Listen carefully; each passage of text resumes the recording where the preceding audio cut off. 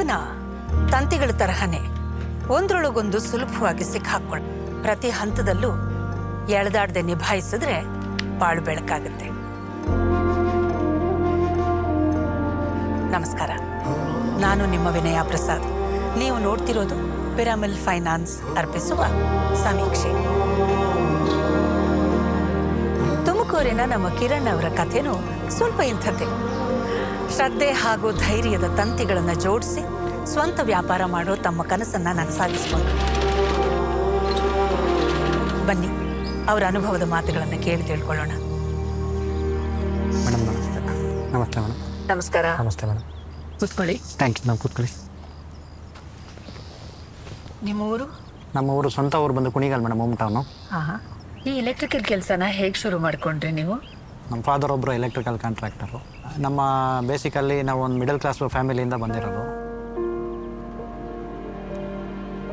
ಕೋರ್ನಲ್ಲಿ ನಾನು B electrical ಮುಗಿಸ್ಕೊಂಡು ಆಮೇಲೆ ವರ್ಕಿಗೆ ಬಂದಿದ್ದೆ ಬೆಂಗಳೂರಿಗೆ. ಆ ಜಾಬಲ್ಲಿ ಇದ್ದಾದ್ಮೇಲೆ ನಮ್ಮ ತಾಯಿಯವರು ಆಕ್ಸಿಡೆಂಟಲ್ಲಿ ತೀರೋದ್ರು. ತಾಯಿ ಮೇಲೆ ತುಂಬ ನಾನು ಇದಿಟ್ಕೊಂಡಿದ್ದೆ. ನನಗೆ ತುಂಬ ಫ್ರೆಂಡ್ಲಿ ಆಗಿದ್ದರು, ಆಮೇಲೆ ನನಗೆ ತುಂಬ ಸಪೋರ್ಟ್ ಆಗಿದ್ದರು. ನಮ್ಮ ತಂದೆ ಹತ್ರ ಹಂಚ್ಕೊಳ್ಳೋಕ್ಕಾಗ್ದಿಲ್ದಲ್ಲ, ನಮ್ಮ ತಾಯಿ ಹತ್ರನೇ ನಾನು ಜಾಸ್ತಿ ಹಂಚ್ಕೋತಾ ಇದ್ದಿದ್ದು. ಆಮೇಲೆ ಅವ್ರ ಡಿಸಿಷನ್ಸ್ಗೆ ನಾನು ತುಂಬ ಬೆಲೆ ಕೊಡ್ತಾ ಇದ್ದಿದ್ದು ಕೂಡ ನನ್ನ ಲೈಫಲ್ಲಿ. ಫಾದರ್ಗೂ ಸ್ವಲ್ಪ ಸಣ್ಣ ಪುಟ್ಟ ಪೆಟ್ಟಾಗಿತ್ತು, ಅವರು ಆರೋಗ್ಯದಲ್ಲಿ ಸ್ವಲ್ಪ ಇದಾಗಿದ್ದರು.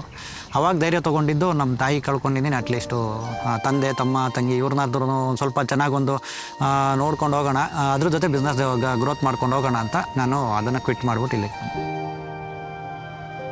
ನನಗೆ ಮುಂಚೆಯಿಂದ ಡ್ರೀಮ್ ಇದ್ದಿದ್ದು ಒಂದು ಕಂಪನಿ ಟೈಪು ದೊಡ್ಡದಾಗಿ ಬಿಲ್ಡ್ ಮಾಡಬೇಕು ಅಂತಲೇ ಇದ್ದಿದ್ದು. ಈಗ ಹೊಸ ಜಾಗಕ್ಕೆ ಹೋಗಿ ಒಂದು ಬಿಸ್ನೆಸ್ಸನ್ನು ಲಾಂಚ್ ಮಾಡೋದಾಗಲಿ ಅಥವಾ ಗೊತ್ತಿರೋ ಬಿಸ್ನೆಸ್ಸನ್ನು ಎಕ್ಸ್ಪಾಂಡ್ ಮಾಡೋಕ್ಕೆ ಹೋಗೋದಾಗಲಿ ಇದೆಲ್ಲ ಸುಲಭದ ವಿಷಯ ಅಲ್ಲ. ಇಲ್ಲಿ ಬಂದಿರೋ ಪ್ರಾಬ್ಲಮ್ಸ್ ಏನು ನಿಮಗೆ? PU ಇಂದ ಹಿಡಿದು ಇಂಜಿನಿಯರಿಂಗ್ವರೆಗೂ ತುಮಕೂರಿನಲ್ಲೇ ಸ್ಟಡಿ ಮಾಡಿದ್ರಿಂದ ಫ್ರೆಂಡ್ ಸರ್ಕಲ್ಸ್ ಇತ್ತು ನಂಗೆ ತುಮಕೂರಲ್ಲಿ. ಅದೊಂದು ನಂಬಿಕೆ ಮೇಲೆ ನಾನು ಅಲ್ಲಿಗೆ ಬಂದಿದ್ದು. ಫ್ರೆಂಡ್ಸು ಸ್ವಲ್ಪ ಫೈನಾನ್ಷಿಯಲಿ ಹೆಲ್ಪ್ ಮಾಡಿದ್ರು. ನಾನು ಫರ್ದರ್ ಅವ್ರು ರಿಟರ್ನ್ ಮಾಡಿ ಎಲ್ಲ ಕ್ಲಿಯರ್ ಮಾಡಿ. ಯೂಶಲಿ ಮೇಡಮ್ ನನಗೆ ಫ್ರೆಂಡ್ಸ್ದಾಗಲಿ ಬ್ಯಾಂಕ್ದಾಗಲಿ ನನಗೆ ಸಾಲ ಇದ್ದರೆ ನನಗೆ ಬೇಗ ನಿದ್ದೆನೂ ಬರೋಲ್ಲ. ನನಗೆ ಅದು ಕ್ಲಿಯರ್ ಆಗೋವರೆಗೂ ನನಗೆ ಬೇಸಿಕಲಿ ಎಲೆಕ್ಟ್ರಿಕಲ್ ಕಾಂಟ್ರಾಕ್ಟರ್ 40 ಇಯರ್ಸಿಂದ. ಸೊ ಹಂಗಾಗಿ ಅದೇ ಬಗ್ಗೆ ಇಂಟ್ರೆಸ್ಟ್ ಇತ್ತು ನಮಗೂ ಕೂಡ. ವರ್ಕೆಲ್ಲ ನೋಡಿ ನಾವು ಆ ಥರನೇ ದೊಡ್ಡ ಕಾಂಟ್ರಾಕ್ಟ್ ವರ್ಕ್ ಮಾಡಬೇಕು, ದೊಡ್ಡ ರೇಂಜಿಗೆ ಬೆಳಿಬೇಕು ಅನ್ನೋ ಒಂದು ಆಸೆ ಇತ್ತು. ದೊಡ್ಡ ದೊಡ್ಡ ಕಾಂಟ್ರಾಕ್ಟ್ಸ್ ಎಲ್ಲ ತೊಗೊಂಡ್ರಿ ಅಂತ ಹೇಳಿದ್ರಿ. ಈ ದೊಡ್ಡ ದೊಡ್ಡ ಕಾಂಟ್ರಾಕ್ಟ್ಗೆ ಸಾಮಾನು ಕೂಡ ಜಾಸ್ತಿ ಬೇಕಾಗಿತ್ತು. ಹೇಗೆ ನಿಭಾಯಿಸಿದ್ರಿ ಇದನ್ನು? ಹಾಂ ಮೇಡಮ್, ಅವಾಗಲೇ ನಮಗೆ ಯಾಕೆಂದರೆ ಇನ್ವೆಸ್ಟ್ಮೆಂಟ್ ಸ್ವಲ್ಪ ಜಾಸ್ತಿ ಬೇಕಾಯ್ತಾ ಬಂತು. ಸ್ಟಾರ್ಟಿಂಗ್ಲಿ ನಾನು ಕೆಲವು ನ್ಯಾಷನಲೈಸ್ಡ್ ಬ್ಯಾಂಕು ಆ ಥರದ್ದೆಲ್ಲ ಸುಮಾರು ಬ್ಯಾಂಕ್ಗಳನ್ನ ನಾನು ಹೋದೆ. ಒಂದು 4-5-6 ಬ್ಯಾಂಕ್ಗೆ ಹೋದೆ ನಾನು. ಪ್ರಾಪರ್ಟಿ ಮಾರ್ಟಿಗೇಜ್ ಕೊಡಿ, ಬರೀ ಬಿಸ್ನೆಸ್ ಲೋನ್ ಕೊಡೋದಕ್ಕಾಗೋದಿಲ್ಲ. ಆಮೇಲೆ ಪ್ರಾಪರ್ಟಿ ಮಾರ್ಟಿಗೇಜ್ ಮಾಡೋದಕ್ಕೂ ನಾನು ರೆಡಿ ಇರಲಿಲ್ಲ ಮೇಡಮ್, ಯಾಕೆಂದರೆ ನಾನು ಫ್ಯಾಮಿಲಿಯಿಂದ ಯಾವುದೇ ಸಪೋರ್ಟ್ ತೊಗೊಂಡಿರಲಿಲ್ಲ. ಹಂಗಾಗಿ ನಾನು ಪ್ರಾಪರ್ಟಿ ಮಾರ್ಟಿಗೇಜ್ ಮಾಡೋಕ್ಕೂ ರೆಡಿ ಇರಲಿಲ್ಲ. ನಮ್ಮ ಬರೀ ಟ್ರಾನ್ಸಾಕ್ಷನ್ ನೋಡಿ ಕೊಡೋಕ್ಕಾಗೋದಿಲ್ಲ. ಈ ಥರ ಎಲ್ಲ ನನಗೆ ಫೇಸ್ ಮಾಡ್ತಾ ಬಂದೆ ನಾನು. ಪೇಪರ್ ವರ್ಕ್ಸು ತುಂಬ ಇರ್ತಿತ್ತು. ಈಗ ಯಾರನ್ನಾದರೂ ಇಂಟ್ರೊಡ್ಯೂಸರ್ಗಳನ್ನ ತೊಗೊಬನ್ನಿ, ಇವ್ರದ್ದು ಶ್ಯೂರಿಟೀಸ್ ಹಾಕ್ಸಿ, ಇವೆಲ್ಲ ನನಗೆ ತುಂಬ ರಿಸ್ಕ್ ಅನ್ನಿಸ್ತು. ನನಗೆ ರಿಸ್ಕ್ ಆವಾಗ ನನಗೆ ಒಂದು ಸರಿ ಅನ್ನಿಸ್ತು, ಈಗ ಕಷ್ಟ ಆಗುತ್ತೇನೋ ಮುಂದೆ ವರ್ಷೋದು, ನಾನು ದೊಡ್ಡ ಮಟ್ಟಕ್ಕೆ ತಗೊಂಡೋಗೋದು ಕಷ್ಟ ಆಗುತ್ತೇನೋ, ಇದೇ ಸಣ್ಣ ಮಟ್ಟಕ್ಕೆ ಉಳ್ಕೊಂಬಿಡ್ತೇನೋ ಅಂತ ಒಂದು ಸರಿ ಅನ್ನಿಸ್ತು. ಒಂದು ಸ್ವಲ್ಪ ಸರಿ ಪಿರಾಮಲ್ ಅನ್ನೋ ಒಂದು ಫೈನಾನ್ಸ್ ಕಂಪ್ನಿ ಬಗ್ಗೆ ನನಗೊಂದು ಹಿಂಗೆ ಅಡ್ವರ್ಟೈಸ್ಮೆಂಟಲ್ಲಿ ಬಂತು ನಮಗೆ.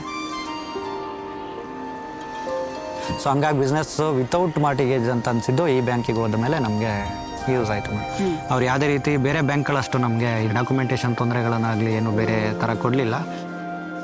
ಬೇಗನೆ ನಮಗೊಂದು 10 to 15 ಡೇಸಲ್ಲಿ ಒಂದು ಲೋನ್ ಪ್ರೊಸೆಸ್ ಮಾಡಿಕೊಟ್ರು. ಯಾವುದೇ ಮಾರ್ಟಿಗೇಜಸ್ಸು ಯಾವುದೂ ಅವರು ಕೇಳಲಿಲ್ಲ, ಯಾವುದೇ ಜಾಸ್ತಿ ಶ್ಯೂರಿಟೀಸ್ದು ಈ ಥರ ಯಾವುದೂ ನಮಗೆ ಸಮಸ್ಯೆ ಬರಲಿಲ್ಲ. ಅವರು ನಮ್ಮ ಇಂಟೆನ್ಷನ್ಸಿಗೆ ಬೆಲೆ ಕೊಟ್ಬಿಟ್ಟು ಅವ್ರು ನಮಗೆ ಫೈನಾನ್ಸ್ ಮಾಡಿಕೊಟ್ಟಿದ್ದಾರೆ.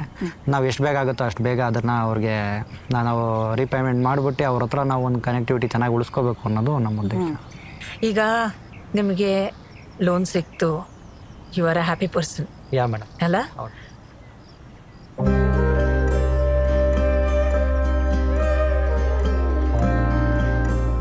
ಖಂಡಿತ ಮೇಡಮ್. ಅವ್ರ ಹತ್ರ ನಾವು ಫೈನಾನ್ಷಿಯಲ್ ಸಪೋರ್ಟ್ ತೊಗೊಂಡ್ಮೇಲೆ ನನ್ನ ಸ್ಟಾಕ್ಸ್ನ ಇಂಪ್ರೂವ್ ಮಾಡ್ತಾ ಬಂದೆ ನಾನು. ಯಾಕೆಂದರೆ ನಮ್ಮ ತಂದೆಯವರು ಹೆಸರಿಟ್ಟಿರೋ ಕಂಪ್ನಿನ ನಾನು ಬೆಳೆಸ್ಕೊಂಡು ಹೋಗ್ಬೇಕು. ಅವರು ಶಿವ ಎಲೆಕ್ಟ್ರಿಕಲ್ಸ್ ಅನ್ನೋ ಒಂದು ಕಂಪ್ನಿನ ಸ್ಟಾರ್ಟ್ ಮಾಡಿದರು 40 ಇಯರ್ಸ್.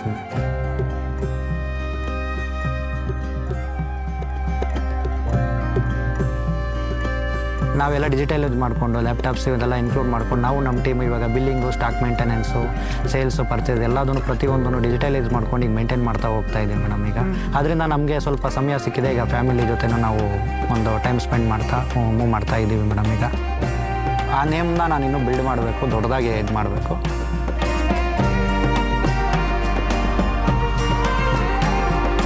ನೋಡಿದ್ರಲ್ಲ, ನಮ್ಮ ದೇಶದ ಪುಟ್ಟ ಪುಟ್ಟ ಹಳ್ಳಿಗಳಲ್ಲಿ, ಓಣಿಗಳಲ್ಲಿ ಎಂಥ ಪ್ರೇರಣೆ ಆಗ್ತಿದೆ ಅಂತ. ಈ ಪ್ರೇರಣೆ ನಮಗೆ ಉದ್ದೇಶದ ಮೌಲ್ಯವನ್ನ ಸಾರಿ ಹೇಳುತ್ತೆ. ಈಗ ಈ ಉದ್ದೇಶ ಬರೀ ನೋಡೋದು ಮಾತ್ರ ಅಲ್ಲದೆ ಅದಕ್ಕೆ ಮಹತ್ವ ಸಿಗ್ತಾ ಇದೆ. ಬರೀ ಕಾಗದ ಪತ್ರಗಳಿಗಿಂತ ತುಂಬಾ ಹೆಚ್ಚು. ಬನ್ನಿ ಮತ್ತೆ ಭೇಟಿಯಾಗೋಣ ಉದ್ದೇಶದ ಮಹತ್ವ ಸಾರೋ ಇನ್ನೊಂದು ಕಥೆಯೊಂದಿಗೆ. ನಮಸ್ಕಾರ.